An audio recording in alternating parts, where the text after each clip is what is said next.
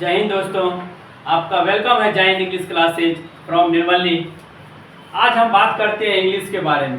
आखिर ये इंग्लिश जिस कंसेप्ट को हम जानना चाहते हैं वो कंसेप्ट है इंग्लिश। आखिर ये इंग्लिश होता क्या है, तो हम पढ़ते हैं। English is an international language because it is written and spoken almost in the whole world. यानी अंग्रेजी एक अंतरराष्ट्रीय, इंटरनेशनल का मतलब था वो अंतरराष्ट्रीय। इंटरनेशनल का मतलब क्या होता है, अब तो बोलो अंतरराष्ट्रीय।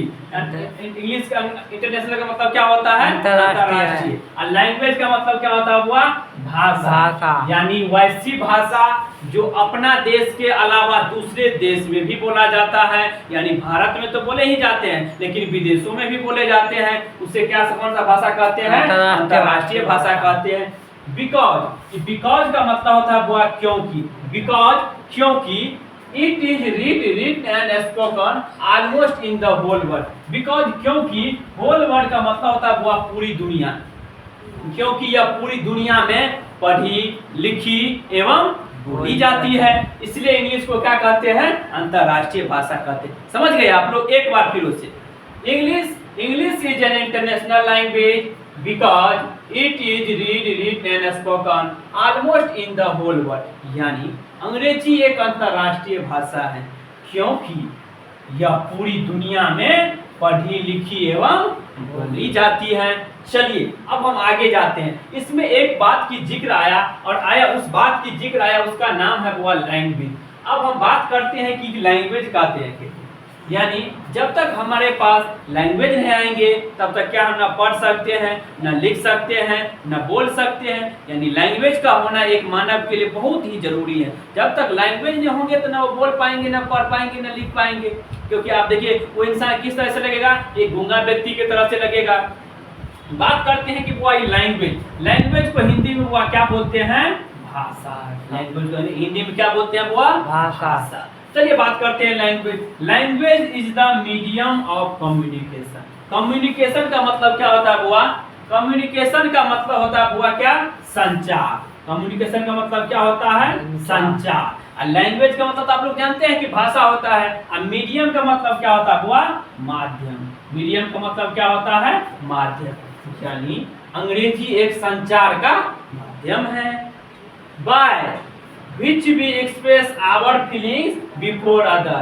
by माने उसके द्वारा हम अपने फीलिंग्स को, हम अपने भावना को, हम अपने फीलिंग्स यानी हम अपने भावना को एक्सप्रेस करते हैं, यानी अभिव्यक्त करते हैं। एक्सप्रेस का मतलब क्या हुआ, अभिव्यक्त। यानी एक्सप्रेस करने का मतलब क्या हुआ, अपने भाषा को एक्सप्रेस करने का मतलब अभिव्यक्त करते हैं। बिफोर अदर यानी किसी दूसरे व्यक्ति के पास उस भाषा को व्यक्त करते हैं। अदर्स आदमी के पास क्या करते हैं, भाषा को अभिव्यक्त करते हैं। इसीलिए हम इसे क्या कहते हैं, लैंग्वेज। एक बार फिर से, language is the medium of communication by which we express our feelings before others. यानी भाषा संचार का एक माध्यम है जिसके द्वारा हम अपनी मन के बातों को, मन के विश्वासों को एक दूसरे के सामने व्यक्त करते हैं या अभिव्यक्त करते हैं। अब चलिए वो आगे चलते हैं। अब बात करते हैं कि ये आखिर इंग्लिश ग्रामर क्या होते हैं, हमें ग्रामर क्यों पढ़ना चाहिए, ग्रामर पढ़ने से हमें क्या फायदा मिलते हैं। चलिए आते हैं, बात करते हैं। यह है ग्रामर का हिंदी क्या होता है बुआ, व्याकरण। यानी ग्रामर का हिंदी क्या हुआ बुआ, व्याकरण। तो लिखा है कि a set of rules which teaches us how to speak English, read and write correctly. A set of rules का मतलब होता है बुआ क्या, नियमों का एक समूह। रूल्स माने क्या होता है बुआ, नियम। रूल्स माने क्या होता है, नियम। और टीचेज का मतलब हुआ पढ़ाना। How to speak English, read and write correctly. Correctly का मतलब होता है बुआ सही से। यानी नियमों का वह समूह जिसके द्वारा हम अंग्रेजी शुद्ध पढ़ते, लिखते एवं बोलते हैं, उसे हम क्या कहते हैं बुआ, अंग्रेजी व्याकरण कहते हैं। क्या कहते हैं, अंग्रेजी व्याकरण कहते हैं। एक बार फिर से शुरू से समझ लेते हैं। हम जिस टॉपिक को पढ़ने आए हैं, चैनल पे जिस चीज को पढ़ने आए हैं उसका नाम है इंग्लिश। हम इंग्लिश पढ़ाते हैं, हम बताते हैं कि ये इंग्लिश क्या होता है। इंग्लिश बुआ एक अंतरराष्ट्रीय भाषा है, अंग्रेजी एक अंतरराष्ट्रीय भाषा है। बिकॉज क्योंकि यह पूरी दुनिया में पढ़ी लिखी एवं बोली जाती हैं। उसके बाद बताए हुआ हम क्या, लैंग्वेज। उसके बाद क्या बताए, लैंग्वेज।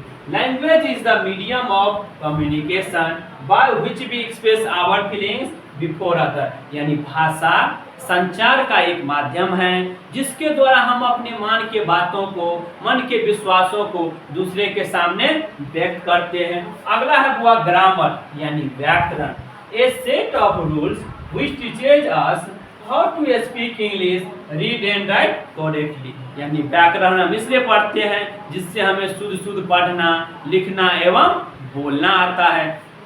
चलिए इससे आगे का कंसेप्ट हम अगले वीडियो में डालेंगे। तब तक आप इस वीडियो को देखिए। कल के प्रत्येक दिन हमारा वीडियो अपने चैनल पे अपलोड किया जाता है। आप पर डे अगर समय मिलता है तो आप 5 मिनट 10 मिनट समय तो वैसे ही गंवा देते हैं। 5 मिनट चलिए फिल्में देखने के नाते देख लेंगे, वीडियो समझ लेंगे, क्योंकि इंग्लिश एक कठोर सब्जेक्ट है। हम नहीं चाहते उसको कठोर आने दें, क्योंकि मेरा मकसद है कि बिहार वाला विद्यार्थी को कभी इंग्लिश कमजोर नहीं होना चाहिए, क्योंकि पहले ही कह दिया जाता है कि बिहार और यूपी के विद्यार्थी का इंग्लिश कमजोर होता है। हम उसी कमजोरी को दूर करने आए हैं। मेरा नारा ही है कि बदला नहीं बदलाव चाहिए। क्या चाहिए, बदला नहीं बदलाव चाहिए, शिक्षा नहीं संस्कार चाहिए। चलिए thank you Babu, thank you.